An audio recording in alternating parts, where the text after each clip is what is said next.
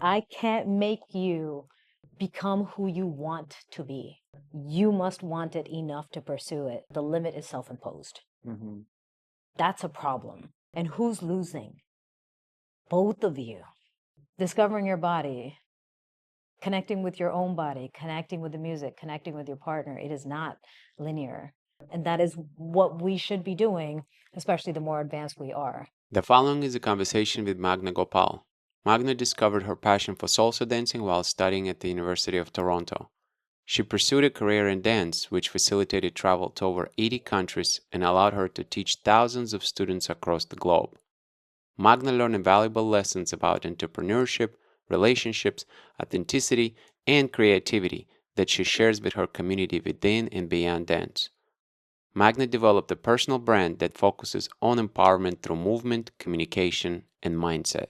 I'm here with Magna Gopal at the 2025 Big Salsa Festival in New York City. It's not a Congress, it's a festival. It's a festival. I actually don't know the difference between the two. I don't know either. I don't know if one's supposed to be bigger or not, but so far it's been pretty cool. I mean, the New York Salsa Congress, way back when, I believe used to take place in this hotel, like Okay. back in 2005. Yeah. So same venue, same rooms, festival and a congress were held in the same place, and both of them packed the spaces. So Do you know how many congresses they have in New York City? in You, New York, oh, what a tough question. So I just found out this weekend that there is another event happening simultaneously. I think it's a Cuban salsa centered event. So the fact that we have two on the same weekend tells me there's a lot. yeah. I mean, we have 52 weekends. Mm. You would think that things could be staggered, but it is also the long weekend. So, of course, everybody wants to get like the best time for the maximum number of people to show up. Yes. Yes. I think the other one is Viola, New York.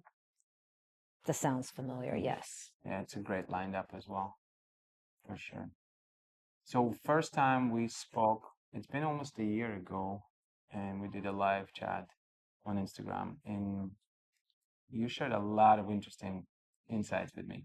So one of the things, just to do a quick recap, I guess, as far as how you got into dancing, because you mentioned you watched the movie Dance With Me, I think it's Yes. called. Yes. Then you got curious about dancing. Then you took some classes. Sounds like you were taking some Colombian. So Yep. started going to socials and really kind of went from there. Not even socials, like nightclubs. They didn't Yeah. have socials at the time. So the nightclubs were full of, every variety of person. You had your hardcore dancers, but you also had your hardcore drunks. So you just never knew who you would get when Right. you were out there.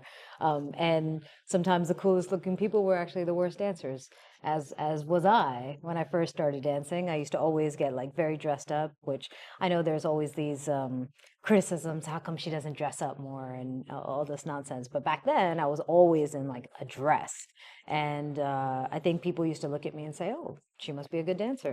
And then they come and ask me to dance and realize, nope, nope, she cannot dance. So that was my experience as well when I was going out all the time. Yeah. Yeah.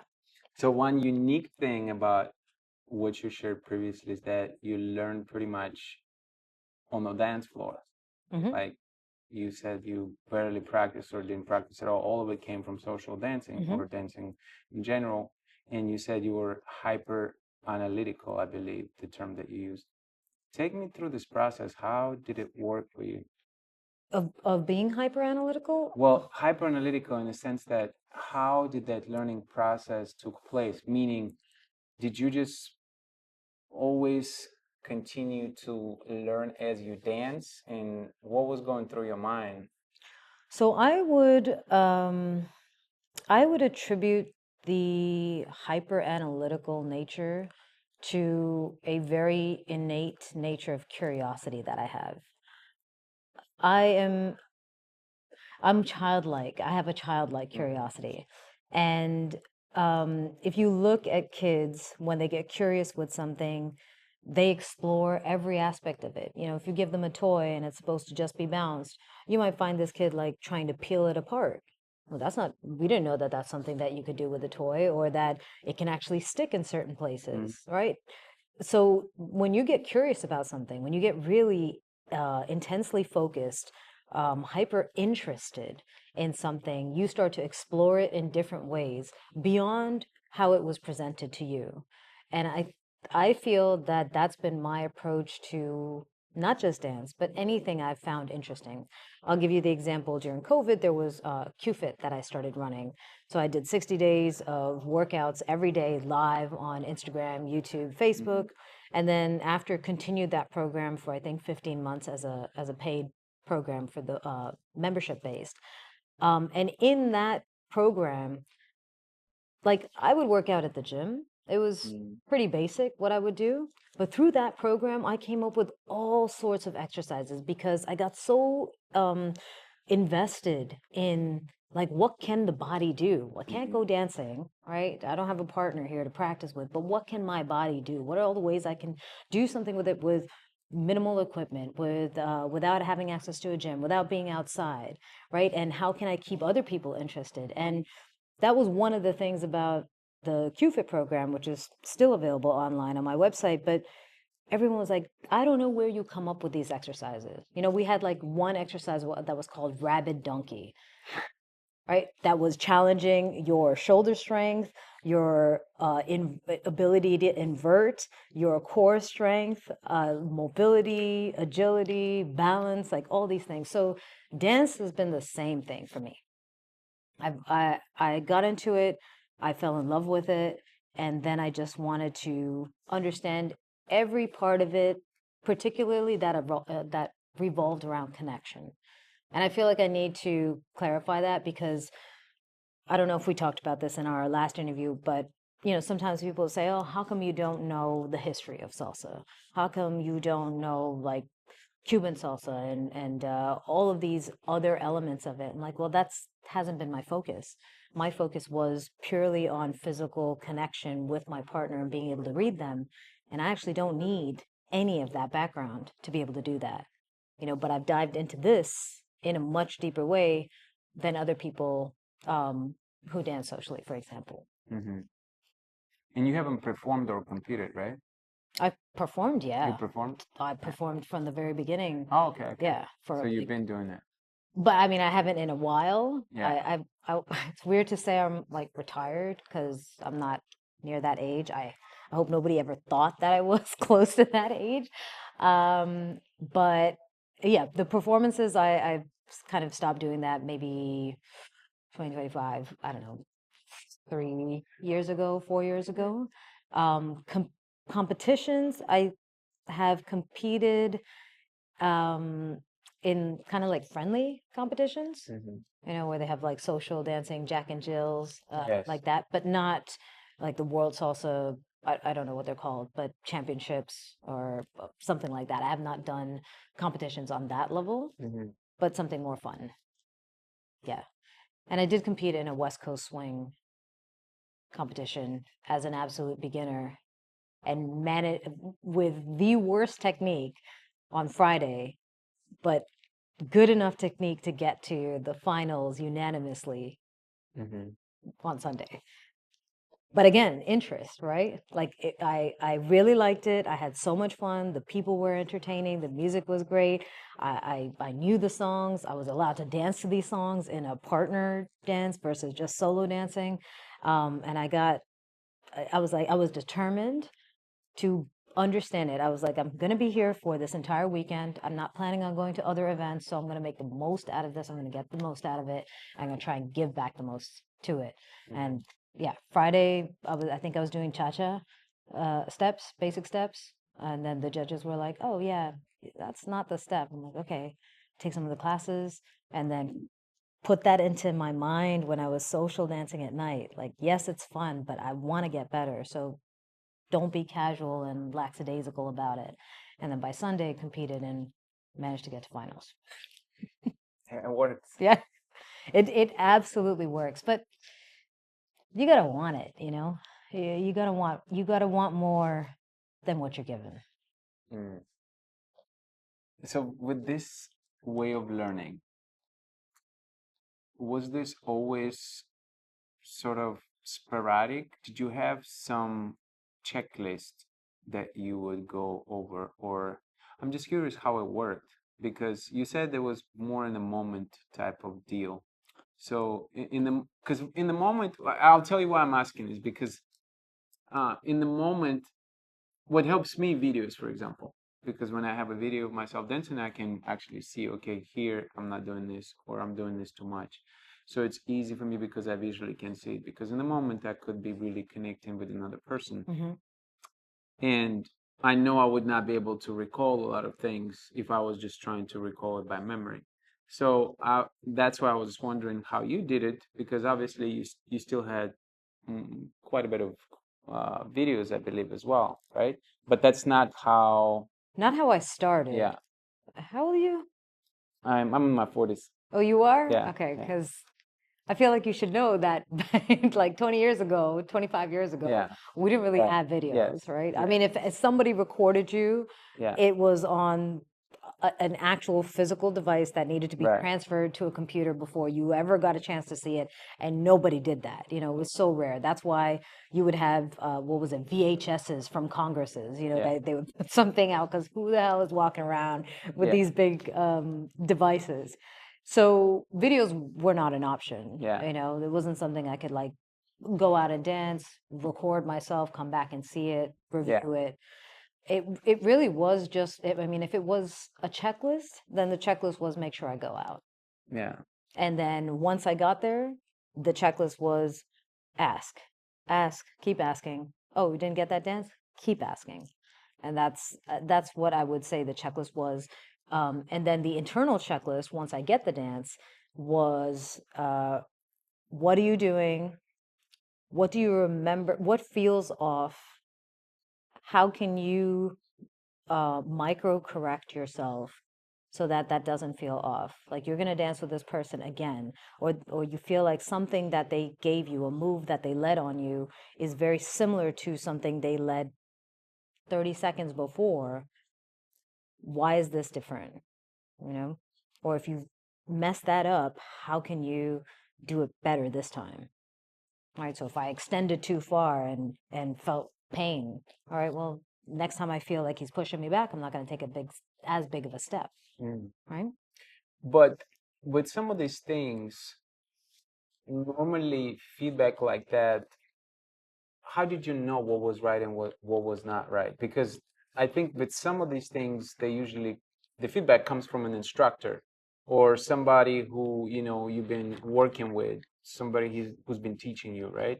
Maybe it's not a formal instructor, but somebody who is your specific coach. But in the beginning, for you, were you just evaluating? I mean, based on what you knew, and kind of went from there. Well, I didn't know much, right? So to clarify, I didn't know much. I got on to the dance floor, danced with people without even knowing the proper timing. I was pretty much just fucking around, you know? Mm, Um, and as for the feedback coming from an instructor, like it's interesting that you say that because I think sometimes we start to limit our ability to grow, explore, reflect, and revise when we think feedback is external only. Like we don't take the time to reflect ourselves. And when the feedback comes from an instructor or somebody else, it's their way, right? It's kind of their way. Like if something feels, if an instructor says this is how you should lead a spin, and the lead is strong. Now I'm going out there as a leader and I'm leading a spin and I'm strong. And I see the feedback. The feedback in the moment is the follower's arm collapses, her face, she winces. That's feedback. But if I've heard from somebody else, this is the way it's done, who's giving me feedback that this is right, then why would I reflect? Why would I change anything, even though I'm getting feedback in the moment that it's not? Right? So I'm kind of glad I didn't get any feedback, because most of the feedback, and it wasn't feedback per se, but most of the comments, right? And they were friendly, but it was like, oh, you're doing too much of this, you're doing too much of that. That's not how salsa is danced. If I listened to all of that, I would be in a box. I would be just another variation of all the dancers out there. I would have never explored all of these other things that I've had a chance to explore and introduce into this community, right? So feedback is good. Feedback is definitely great if you got someone who's more knowledgeable, but you have to always be open to what is the feedback in the moment. Because even your instructors, whatever they're telling you, they are telling you from their experience. And if they tell you to do something a certain way, it's because they are in that space doing things that way. Like, like even our biggest name instructors, how many people do you think they social dance with? Right? They are probably spending most of their time practicing, rehearsing with their own dancers. So they are even more firm about the technique.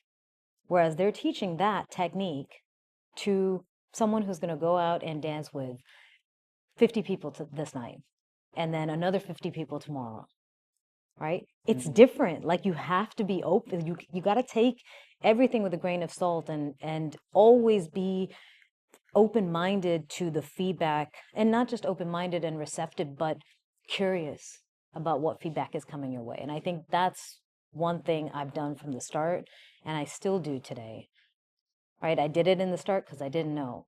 I do it now because I know that's what I should do. So you never had second thoughts about what is correct or if I'm doing it correctly?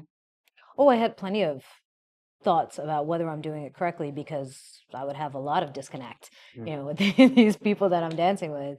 And if somebody said something, I was always open to hearing it. I would definitely take it in. But a big part of the dance for me has been, how do you move with someone seamlessly, effortlessly, fluidly, in harmony?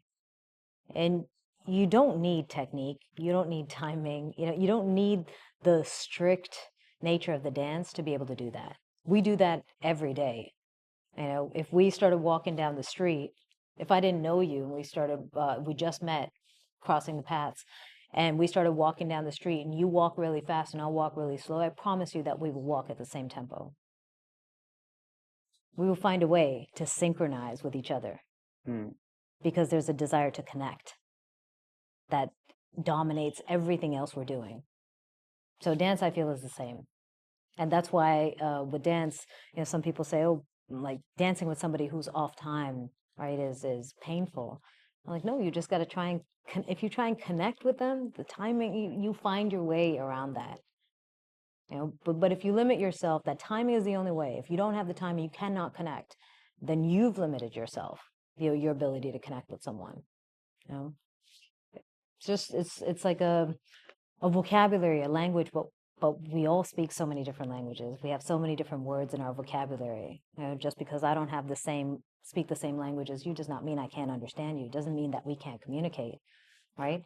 So this is very interesting concept that you brought up, because I know you mentioned the connection and importance of connection in our first chat, which is, by the way, if you haven't seen that live talk, highly, highly recommended. A lot of great insights there.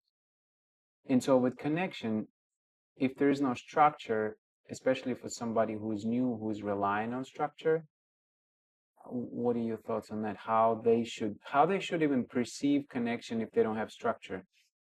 Um, so this is probably the hardest thing to relay to people, and it's because there's so much instruction available. Even when I was dancing, there was so much instruction available. I just happened to be kind of this oddball who started going out all the time. But most of the people I was friends with in Toronto, they were in school, they were in classes, they would travel, take lessons with someone from another city, and then come back and instruct everybody else, and they would exchange that information often. So I'm a bit of an oddball there. And today we have so many schools, so many dance teams. There is no end to how many places you can go to learn. So everything becomes about structure. It's hard to, at this point, get people to think about connecting with another human being as the primary motive to be in a social dance, in a partner dance environment, right? It's like, since we're the same age, yeah? So it's kind of like social media. Like you talk to people who are 20 years old and say, oh, why don't you just go outside? Well, leave your phone at home. Leave my phone at home. When I was a kid, I used to go outside with nothing. We pick up rocks and sticks and make a whole game out of it. Right? But they can't do that now because they forgot about the creativity in the mind to make something out of nothing, whatever is around you, and just find a way to connect with the person next to you, with whatever you have. Right? And today we have so much and we can't connect with the people next to us. Right? So not to say that that's what the dance is, but I think that it's hard to bring that into the equation when when there's such an emphasis on competitions, which require a strict adherence to structure, Right. when there's so much emphasis on performances, which also require everything to be perfect, right? The perfect execution. And the social dancing, it has become very secondary or tertiary. It's not the main thing. Whereas I guess back then people would perform, but I mean every performer was on the dance floor immediately. I mean, hell, like there were performers who were dancing in their costume before going to perform, and then right after dancing a little bit and saying, "Oh, I should change my costume before I ruin it." Right? That the social dancing was a big part of the community back then. Right. And so connection, right, with another person was important, more important. Yes. So you're not the first person who emphasized the importance of connection, and I'm a true believer in it. The thing about it is,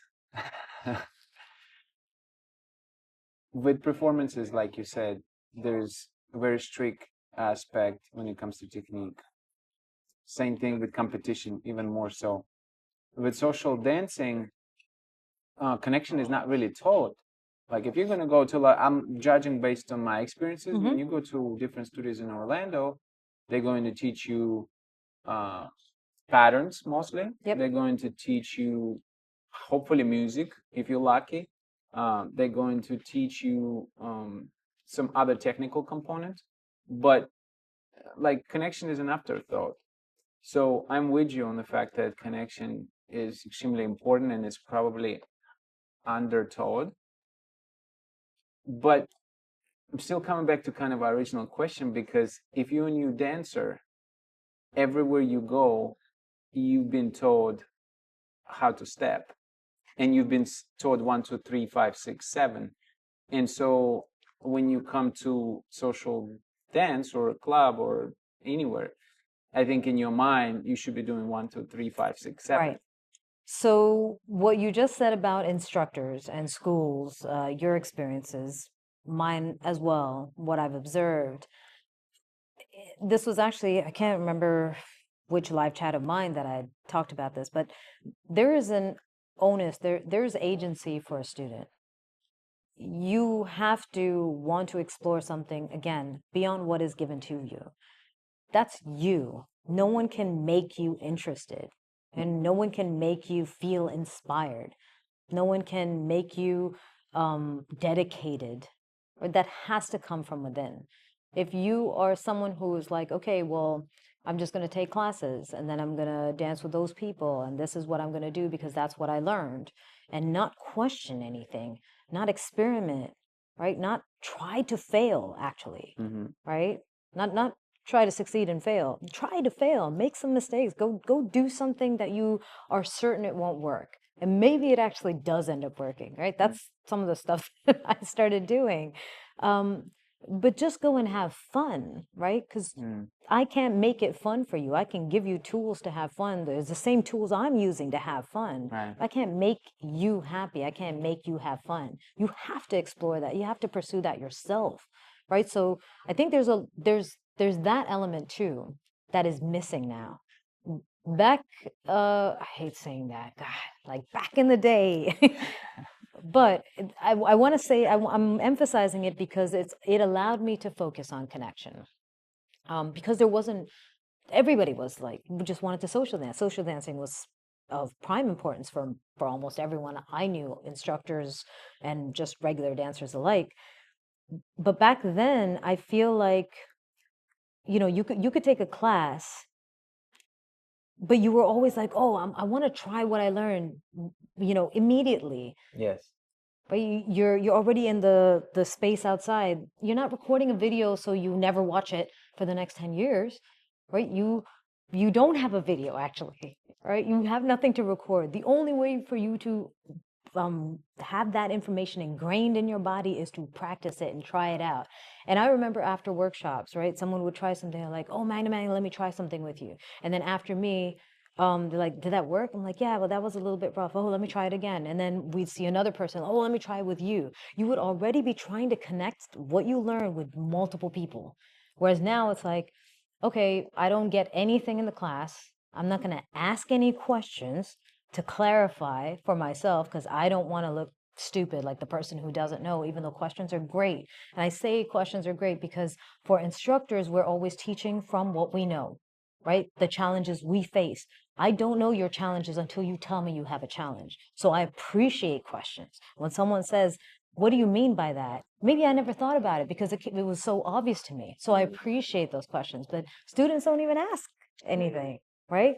So that element of having agency of your own learning and agency over your own enjoyment and not expecting that any teacher or any school or any dance group can give that to you, hopefully, right?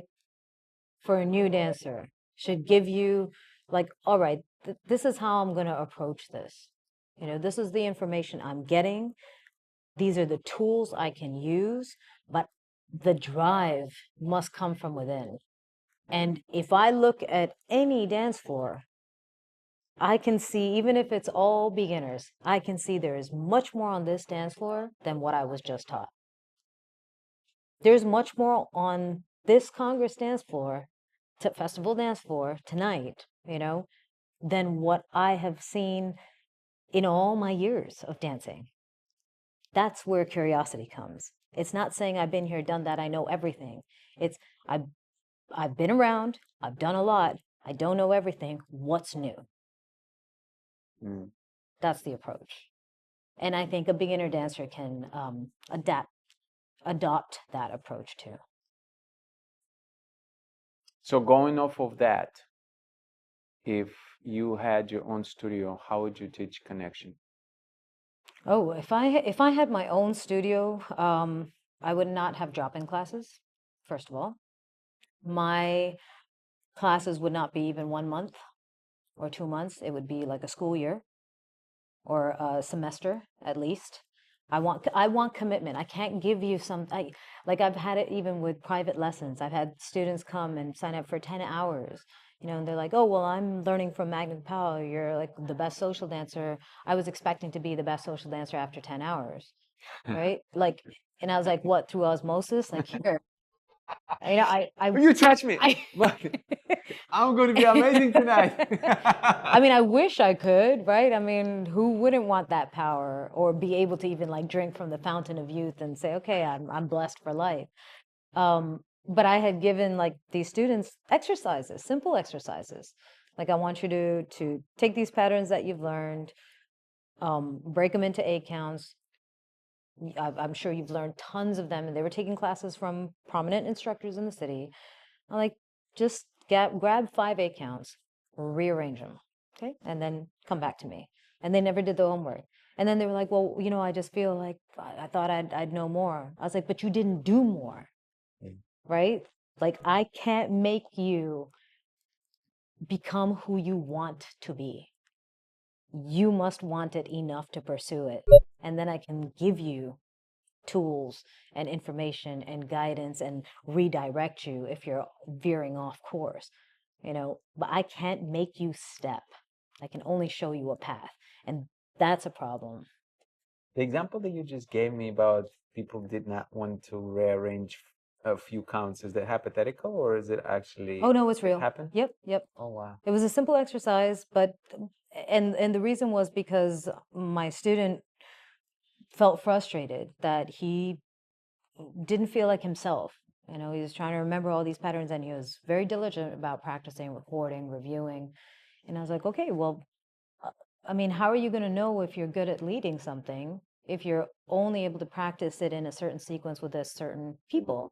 So let's change something, right? This is your environment. What can we change? We can't change the people. You see them all the time, right? Obviously, they know. You can change the sequence. What can we change, right? You're scared to go out to the other social dances, social events where there are people not in your class. So you don't want to do that. You want to stay in that environment. What can we change, right? You need to do that though. I'm not going to do that for you. And it doesn't mean anything if I do it, because I will get better at it and you will still be where you're at. But that simple exercise, 5 counts. And this person had been taking classes for almost a year with three to 4 classes a week, right? Or sorry, yeah, like 1-2 hours each time. That's a lot of things you're learning, right? And if you're not willing to, that's what I'm saying, you're getting all of this, you have to want more than what you're getting, what you're presented. That makes me think of something that I've experienced too, because it still happens to me. It's like I sometimes try to do things the way I learned it. And I would execute a pattern like from Hammerlack, and I would do certain 2 to 3 moves. And sometimes I'm trying to like get out of it, like, oh no, like I catch myself doing it. I'm like, oh no. But it's like it's exactly what you're talking about. I think I see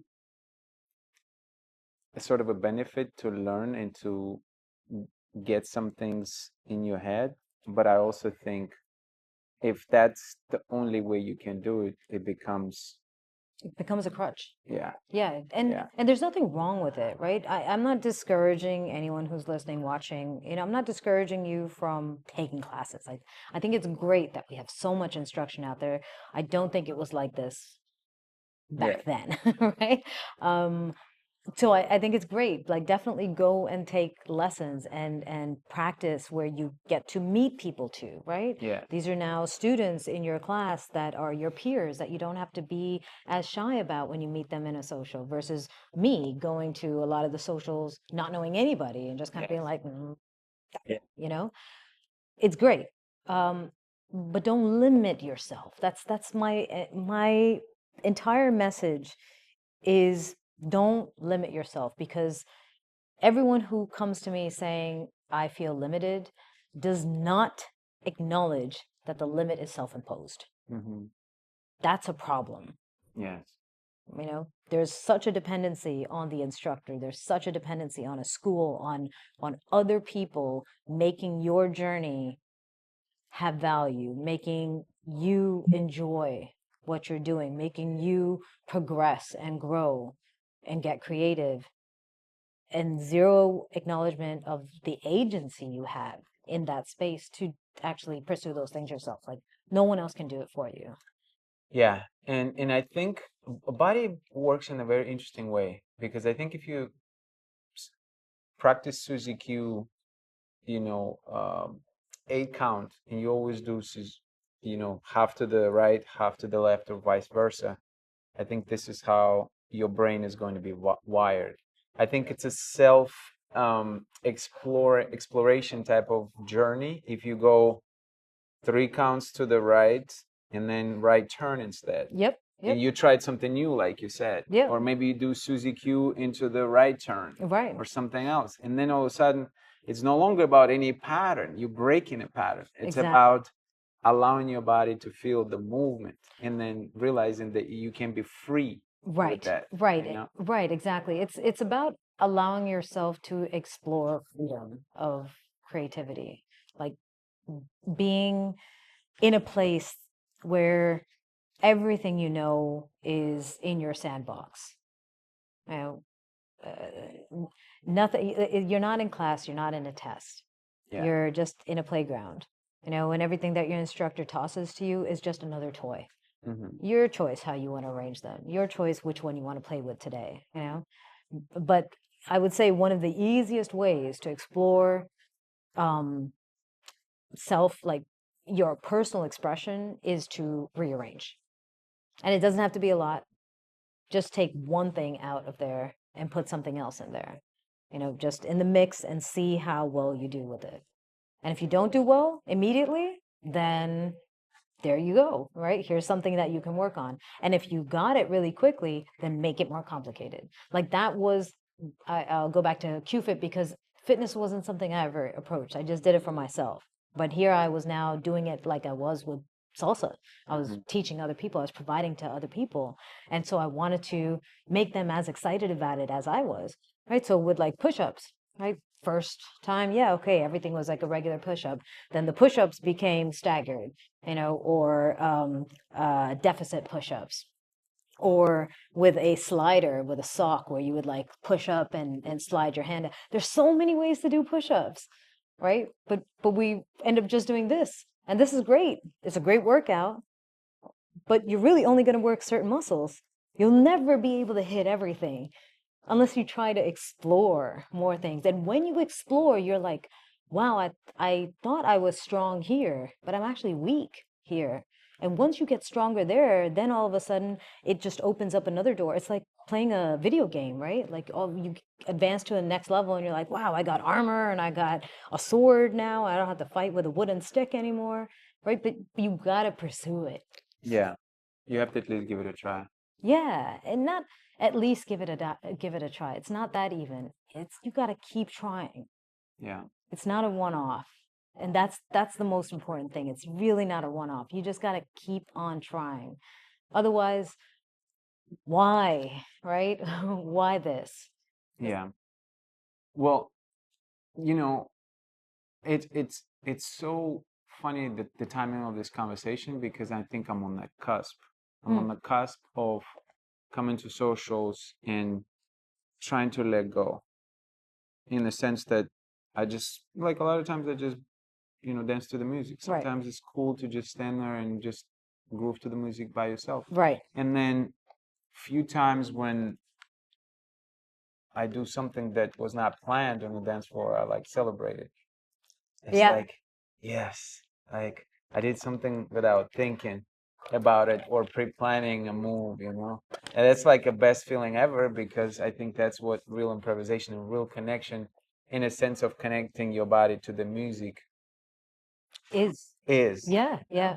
I mean, there's so many times that I've had dances with certain people, and my highlights for those dances are the moments where my partner is like, "Oh shit, like what happened there?" You know, like that.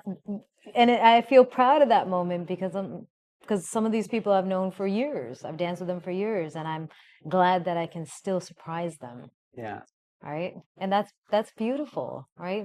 That's so beautiful in this dance, and I wished we approached it more like that, like where you really looked at, like, you don't get complacent with connection, because I think we're getting to that part too. And I would liken that to romantic relationships, even more than friendships, right? Where you're like, I'm good here, right? Whatever this is, however it started, I was curious initially. Now I'm good. I'm comfortable. I don't need to keep on learning about you. I like what I know. But is that relationship going to grow, or is it going to become stale? Yes. And who's losing? Both of you, you know? So likewise, our dances are like 5 minute 5 minutes that represent 5 years, you know?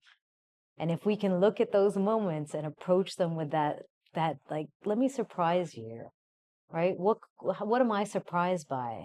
You know, what is something new about you, the person that I've danced with every weekend for the past 10 years at socials? What is something that's new about you? Because there is something new.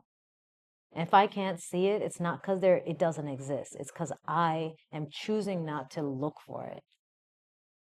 So, Is it because you're choosing not to look for it, or is it because they choosing not to show it to you? oh, you can always find it. You can always find something new and different about you. You can find something to get tuned into. I could, like just now, right? As I'm thinking about this thought, I'm like, why are you, you know, scratching your neck? Like, is it itchy, right? Or is it your hand?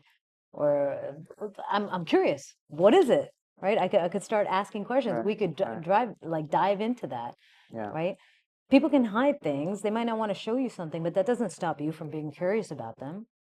right. Right? That doesn't stop you from asking questions Yeah, and observing and being like hyper focused on that person yeah, and revealing yourself to invite them to share. yeah, I mean, that's a big part of it. And I think that's even more important when you're more advanced as a dancer. Like if you're more comfortable, confident in your technique and your skills, then you open the doors, right? This person might not want to open the door. Maybe they're scared of what's on the other side. You got to open the door. You got to take the step through, show them it's safe, and then invite them, not drag them, not push them, but invite them. How do you invite somebody? I usually laugh and joke. I mean, I use humor a lot to my advantage when it comes to connecting with someone, especially someone who feels nervous. That's one way. If I see them doing something, I mimic them. That's like mirroring somebody is also a natural human uh, a device for connecting with another person, right? In the animal kingdom, right? It's like mimicking. Yeah. Um, Can you make some Russian salsa moves? I can try to mimic anything, whether I succeed at doing it properly, you know, that's to that's that's gonna be for somebody else. But I mean, considering I've danced with Russian salsa dancers, yeah, maybe. Yeah, But yeah, like I would mimic, yeah. you know, if I saw somebody doing something, I would, especially if one, if I've never danced with them and they're doing something that I've never really done, I would try and do it. You know, I now more than anything out of this weekend, I want somebody to film a social dance, and I will just pull some folkloric Russian move. As And, long as it's not that drop, my knees aren't good, but like to drop down and do that. I could do that before 10 years ago. If you did that, I would have gotten you back. Except the last time I think I did that was at Jimmy Anton Social, because my friend who does Taekwondo, like triple black belt in Taekwondo, at the end of the night, I was just about to leave, and he was like, "Oh, why are you leaving?" You know, and he dropped down into a squat, but he's wearing sweatpants. right. And I was like, "Oh, you think you're like you're so young? I could do that too." I dropped down into a squat and ripped my pants, Oh. and I had to go home. And it was a terrible experience. So there's some things that I'm very mindful of, clothing. Well, we'll practice. I can show you what I have in mind, and then we can, No practice, determine. because then, because you see, then people are like, "Oh, she knew that he had already shown it to her." I still remember there was some dance with I can't remember who it was, maybe Terry or something with someone who I had never danced with, and they're like, "Oh, the only reason they're so connected is because they've danced many times before," and I was like, that was my first dance with this person. What are you talking about, right? But then even if you say it's your first dance with someone, there's always somebody commenting and saying, no, it doesn't matter what she says, right? That's not her first dance. So no rehearsal. We will just do whatever we do on the dance floor. You would not be Magna if you wanted to rehearse. Well taken. So we'll just have to play by ear. So one thing I wanted to do is kind of present not challenges, but considerations, I guess, when it comes to dance. And I'm curious your take on it. given everything that we already discussed, because I think dance is so incredible because there's so many parts of it, and each given part can be so deep and is so deep, right? So we talked about connection a lot, and I think, and I'm just kind of thinking out loud because I think there's many different ways to go about this, but it seems to me that first, connection with your body is a must. Whether you do it through practice or how you did it, which is you an enigma, by the way, in many ways.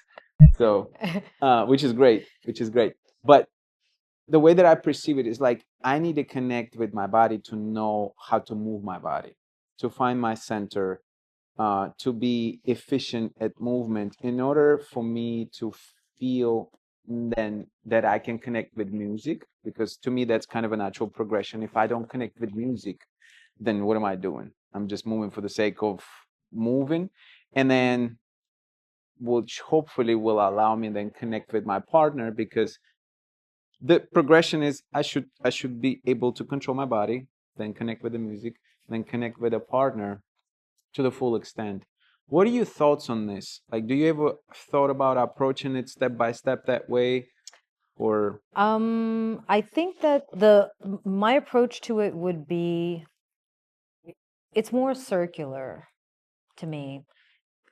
I'm gonna refer to like project management, right? They have waterfall Mhm. project management, and then they have agile project management.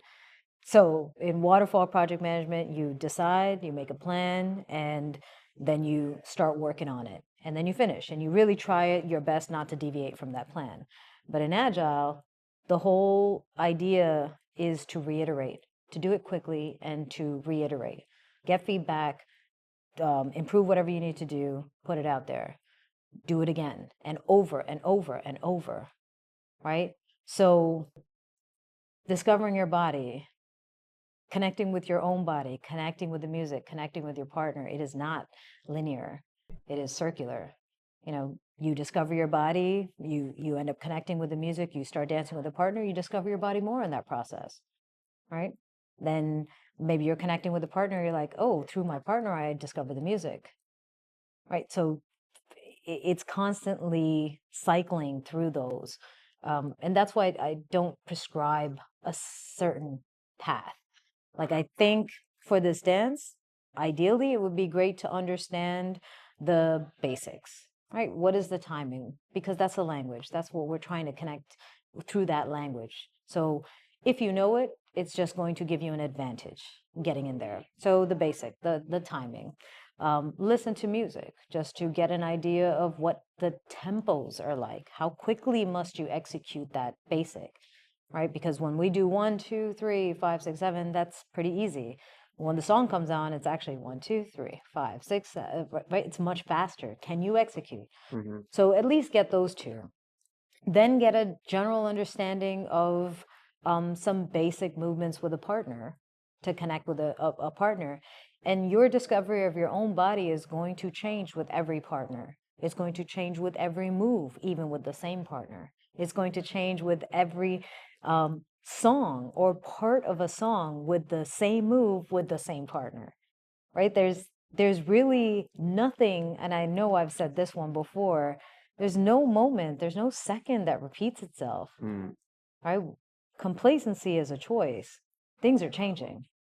They're always changing. They never stop changing. And it's really, that's what I mean about what is the novelty. Something is new. There's something, and it's not even one thing, it is many things. What is new, right? Because as soon as you identify what's new, you can start to explore its impact. But if you cannot identify what's new, you cannot understand how you or your partner or whatever, how you're interacting with that thing, right? It's the identification of it that allows you, it gives you the ability to dive deeper.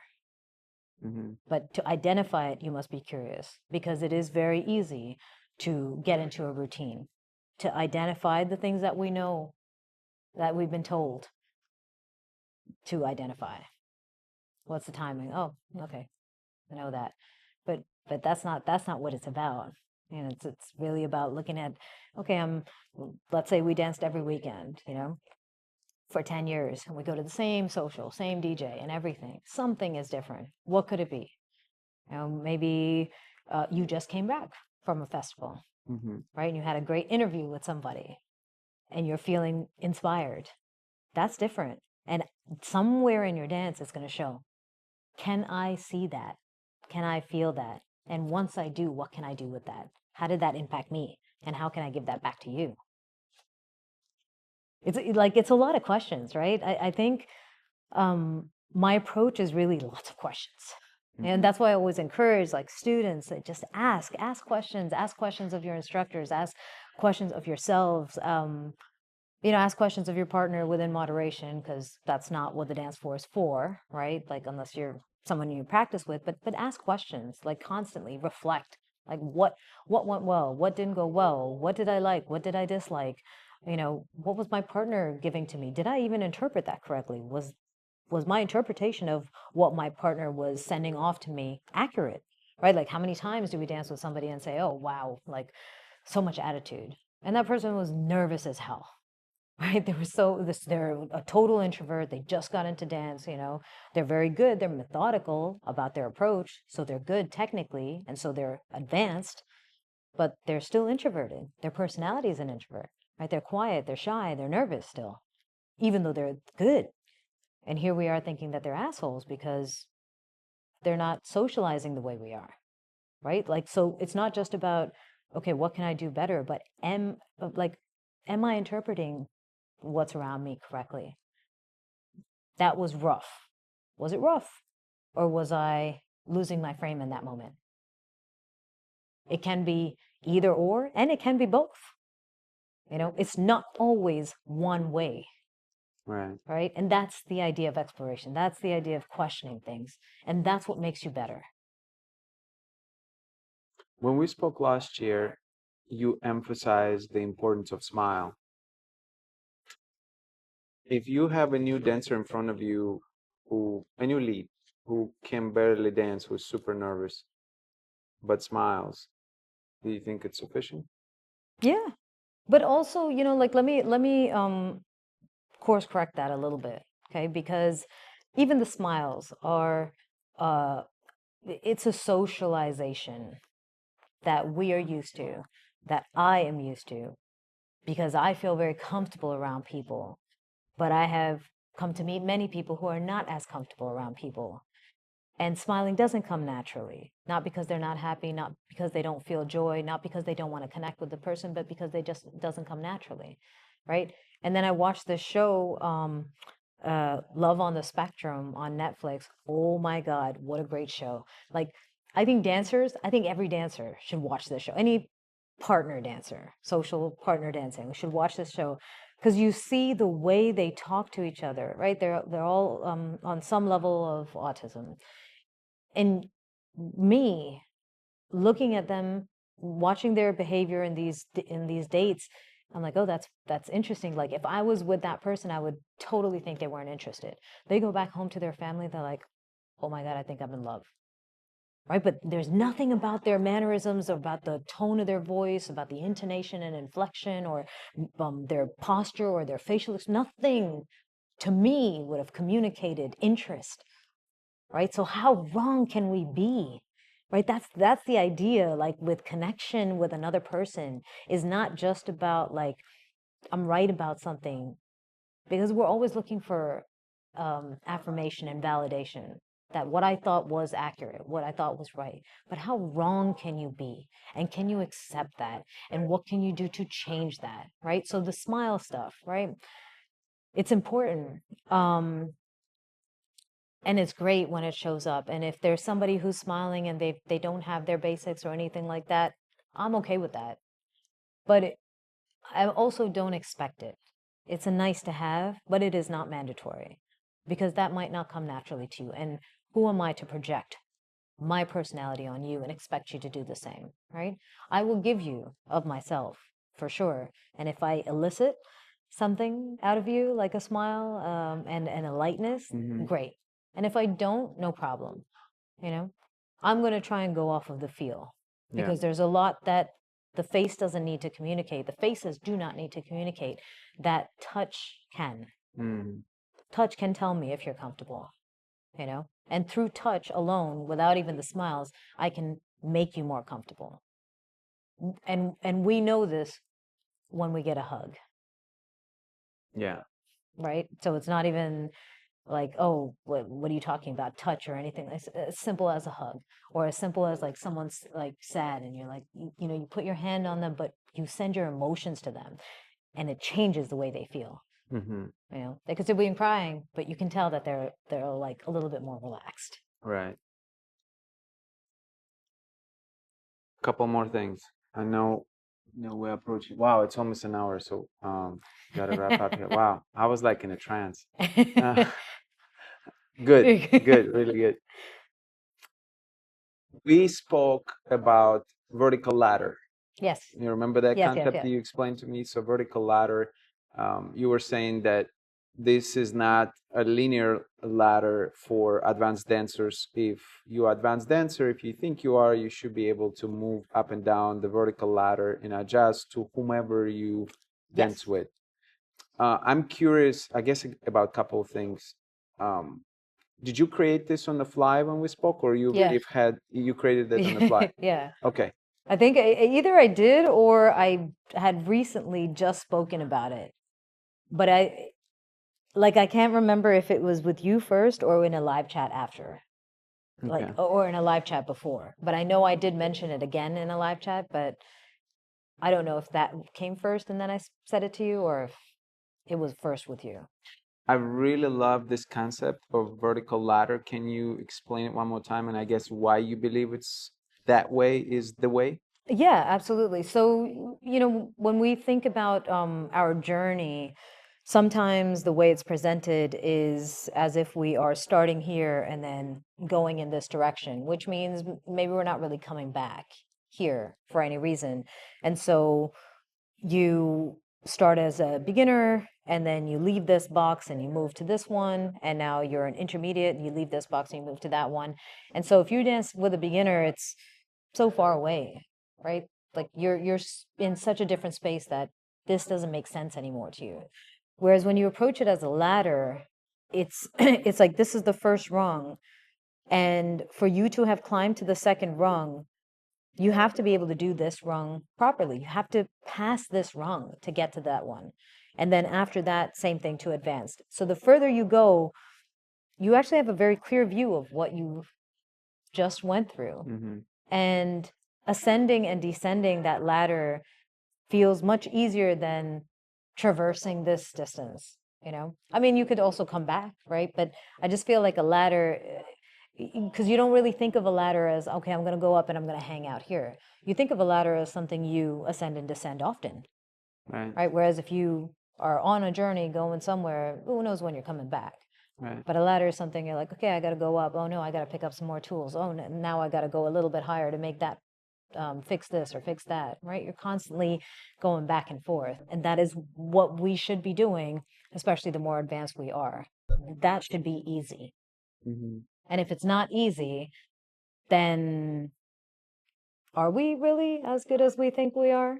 Is the question, you know? Yeah. And honestly, at the end of the day, the only one who can answer that is you. Like, if no one else can answer it. Yeah. But goes back to not just the how right am I, how many things am I doing right, but how wrong could I be? Because you might think you are super advanced. What if you were completely wrong about that? How would you approach that? What would you do differently? Right?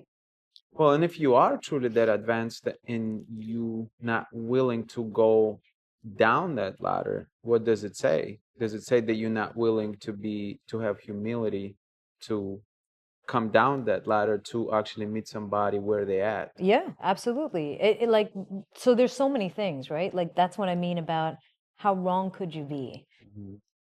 And this is new. This is a today moment.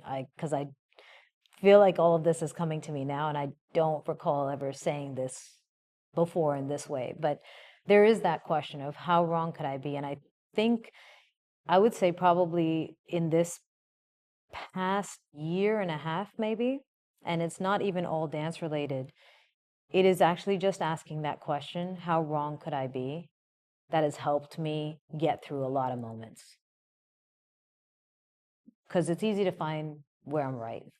It's really easy because my bias and my ability to contort things, I can make myself right. We can always look at those situations where like, oh yeah, you share it with a friend and your friend's like, fuck that person, right? They're always on your side. They can always find a way to tell you were completely right about what you did. But what if you asked yourself, like, how wrong could I be? What if I was wrong about all of this? How would that change you? Those are some pretty transformative changes. When we ask that question, we come up with an answer because it's difficult to encounter. It's difficult to face. And I think in the dance, if we can ask that beforehand, that I can be really wrong about everything I'm about to perceive.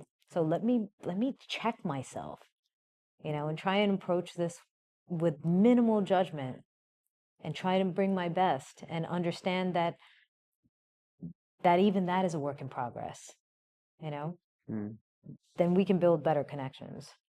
Like I'll give the example of rough dances, right? That's come up quite a bit. And again, to clarify, I'm speaking about just rough dances, not abusive, not anything beyond that, just rough dances. I know in the past when I would dance with somebody who was rough, it was very easy to point the finger. They were rough. Everybody would dance with them, would say, oh, like that person's so heavy, like my arm feels like it's going to get broken. If I leave it at that, right? Like it's your fault. This dance is rough because of you, right? I'm right. Everyone would say I'm right to say that. But when I ask myself, like, what if I'm wrong about that? What if this dance sucked because of me? Not because you're rough, but because I'm not good. Now all of a sudden I start to look at myself, how could I develop my frame? How can I counter all of this energy and this tension? And you know what? I became a better dancer for that question. Now there's no rough dancers. None. And it's all because of, not saying that they're not rough. I am certain, 9 out of 10 people or everybody other than me that they dance with might say, it's too strong, too strong. But for me, they don't feel like that because when I dance with them, I have a different dance dynamic with them, And I always say, like, how I dance with Terry, for example, is not the way I dance with Super Mario. I'm a different dancer to these different people. So with a rough lead, I'm a different dancer with them than someone who's very soft. But I would never have become that, explored that part of myself, if I thought that you were wrong and I have no part to play in that. No part to play in the betterment of the outcome. I think this is a great place to conclude this amazing conversation. Anything you would like to add in closing? And of course, please remind people where they can find you and where they can, train with you or learn from you. Yeah. So to find me, magnagopal.com, just my first name and my last name. There are courses online. If you wanted to ever do private lessons, you could also reach out to me. We can coordinate, find a way to do that. And if you're interested about any of the QFit stuff that I was talking about, that's also available online. I think the entire 60 days of workouts is available as a packaged course. And I'll tell you, out of all the things that I've done to stay fit, I've worked out in the gym, I've done boxing, jiu-jitsu, Muay Thai, and dancing all the time. QFit is the fittest I've ever felt. And that was with the least amount of equipment. So if that's something you want. And then a closing thought would be just take agency of your life and of your happiness and of your growth. Because it doesn't matter how much information is out there in this world, if you don't want something, if you are not actively seeking to be better in some way, it doesn't matter how much information is out there, you will never get there because no one can make you take the step. Everyone can open a door for you. Everyone can show you the path. Everyone can give you a map and give you step-by-step navigations, but you must take the step. And that is an absolute non-negotiable. Okay? So taking agency of ourselves, key. If you are a student in this space, it's important to make sure that you are asking questions. If you can, ask questions in classes. I, as an instructor, appreciate it. I think most instructors that I know appreciate it. If they don't, that is not a reflection on you asking a question. It's just a reflection on them. And you don't need to concern yourself, but it's good that you ask the question because we prepare and present based on the experiences that we have. We do not know your experience until you share it with us. So ask questions. And then 3 is get curious about every moment that you have about the people that are in front of you because life is always changing. There's no second that repeats itself. Complacency is a choice. And there's so much beauty in and around us if we just explored it a little bit. Just looked at someone and said, I wonder what's different about you today. I wonder what's going to be different about us today. And then my last point is start asking yourself, what if I was wrong? What if I was wrong? What if I am wrong about this? What if whatever I think is not exactly how it is, or it's not the complete picture? Because I'm pretty certain it isn't. There's always 2 sides, and then there's also the truth or the reality. So oftentimes we limit ourselves in what kind of solutions we can come up with, what kind of steps we can take, just because we can't see the problem from all angles. So question things, question yourself, reflect often, stay curious, and put connection with another human being at the forefront of everything that you do, because life is richer with people and relationships, also with like plants and animals and nature, but we have people, right? And we're social dancers here, so people. So let's talk about people. Life is richer when you have when you try to build those relationships with people. Magna, thank you so much for your time, Sure. for your perspective, and for your knowledge. It was amazing. I am glad to have made it. This is so formal. We gave hugs, but I think if we gave each other a hug right now, there would be some tripping. But this is not how we met, with a handshake. Thank you so much, Yuri. I appreciate everything that you do. I really liked our first live interview. It was great. I think as an interviewer, you are excellent. You provide some very good open-ended questions that allows the interviewee to think about things differently, and you pay such close attention to the answers to then pull even more out of that person. So you do a great job. And to be here with all of you and to be here in person with you and finally meet you in person is great. I'm glad we got a chance to make this work. The pleasure is all mine. Thank you so much. Pleasure. Bye.